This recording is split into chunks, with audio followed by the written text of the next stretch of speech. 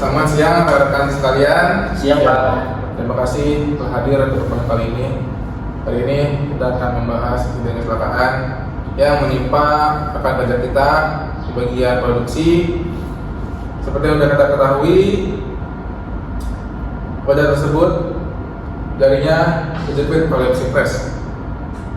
Jadi kejadian tersebut itu cukup serius dan juga menjadi peringatan bagi kita semua. Oleh karena itu, kita perlu mencari tahu penyebabnya, menganalisis faktor-faktor yang terlibat, dan juga kita menyusun langkah perbaikan. Jadi, mari kita mulai dengan kronologi kejadian. Oke, baik, Budi, silakan. Oke Pak. Jadi berdasarkan keterangan dari rekan kerjanya, kejadian tersebut itu terjadi jam 10 pagi Pak. Jadi ada satu barang yang posisinya itu tidak presisi di mesin itu Pak. Nah, ketika si operator tersebut mau memerhatikan posisi dari barang tersebut, ketika dia memasukkan tangannya ke mesin, nah hasilnya mesin tersebut masih dalam kondisi aktif Pak.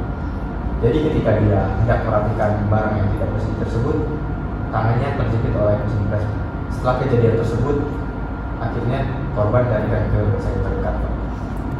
Juga dari keterangan saksi mata Pak, si korban ini tidak mengenakan sarung tangan pelindung. APD sebenarnya masih tersedia, tapi si korban ini menganggap kalau sarung tangan pelindung ini akan membuat pergerakannya kurang bebas. Jadi ini harus segera kita tangani juga Pak.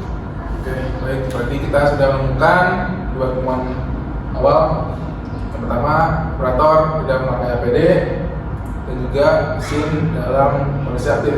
Apakah ada faktor lain yang mungkin terlibat? Baik, Eko, bagaimana? Saya sudah cek kondisi mesin. Ketika saya cek, ternyata sensor pengaman pada pintu tidak berfungsi dengan baik. Yang dimana fungsinya adalah untuk menghentikan pintu apabila mesin otomatis sedang menyala. Hal ini menjadi salah satu alasan mengapa insiden tersebut bisa terjadi dan menjadi salah satu hal yang berkontribusi besar pada mesin. Nah, saya juga udah menjauh data dari absensi Pak. Dari absensi sendiri, operator tuh udah kerja dari pagi tanpa jeda istirahat yang cukup gitu Pak. Faktor kelalaian ini juga bisa bikin fokus sama kewaspadaan saat bekerja itu menurun Pak.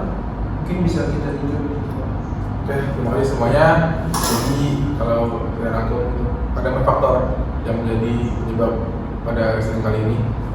Yang pertama, prosedur tidak dijalankan, lalu APD tidak dipakai, mesin bermasalah, dan juga bekerja dan jalan yang ulang. Oke, sekarang mari kita lihat dari sisi pelatihan dan juga budaya kerja. Baik, Budi, bagaimana pendapatmu? Oke Pak. Operator tersebut sebenarnya sudah mendapatkan pelatihan dasar Pak. Tapi dia tuh masih belum mendapatkan refreshing training terkait prosedur logout dan juga takeout. Inilah yang jadi celah utama terjadinya kecelakaan tersebut Pak. Selain itu, budaya keselamatan kerja di kita itu juga masih rendah Pak. Selain para pekerja ini masih fokus kejar target daripada keamanan mereka. Jadi hal ini harus kita perbaiki juga. Oke, benar sekali. Jadi faktor manusia, peralatan, prosedur, dan juga budaya semuanya itu berkontribusi pada insiden ini. Jadi sekarang mari kita rumuskan itu untuk langkah perbaikan ke depannya agar tidak terjadi hal yang serupa. Baik, dari Budi bagaimana usulan kamu? Benar Pak, sesuai usulan yang pertama, penerapan prosedur logout dan juga takeout itu memang harus lebih ketat lagi Pak. Setiap kali ada perbaikan ataupun penyesuaian pada mesin, diusahakan untuk kondisi mesin itu dimatikan terlebih dahulu untuk listriknya Pak. Terus juga kita harus membuat checklist harian Pak. Selanjutnya, Kedua, dari sosialisasi APD itu Pak. Jadi sarung tangan yang mereka gunakan itu kayak kurang nyaman. Jadi kita harus cari jenis baru yang ergonomis tapi tetap aman. Jadi pekerja tidak punya alasan untuk menghindari APD. Saya mengusulkan untuk kita harus segera memperbaiki mesin Pak. Melihat sensor pengaman yang berada di pintu sudah rusak dan kita harus melakukan audit bulanan untuk mengecek kondisi mesin, apakah mesin mengalami kerusakan atau tidak. dari kamu tambahan?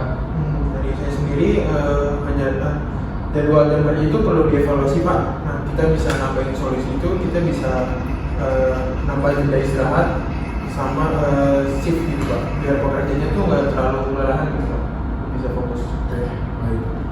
Terakhir dari saya, latihan ulang itu harus segera dilakukan. Semua operator wajib memahami prosedur darurat, termasuk penggunaan tombol emergency stop. Selain itu, kita juga perlu menguatkan budaya safety lewat kampanye maupun lewat sertifikat pengunduhan. Oke, jadi kesimpulan rapat kita hari ini, kita memastikan 5 poin utama. Yang pertama, kita harus memperbaiki prosedur rapor take out.